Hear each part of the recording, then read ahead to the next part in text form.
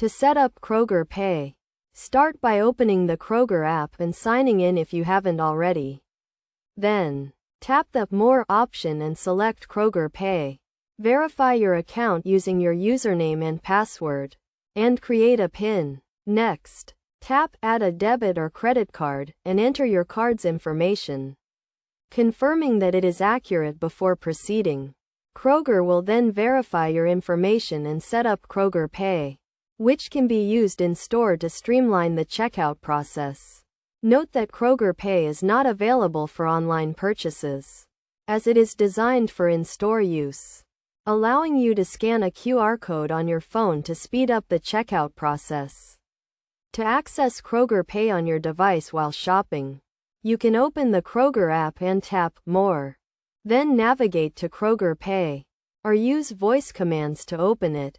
Additionally, you can select the Kroger Pay quick link on the Kroger mobile app or click on Kroger Pay in your digital wallet. By following these steps, you can easily set up and use Kroger Pay to make your shopping experience more efficient.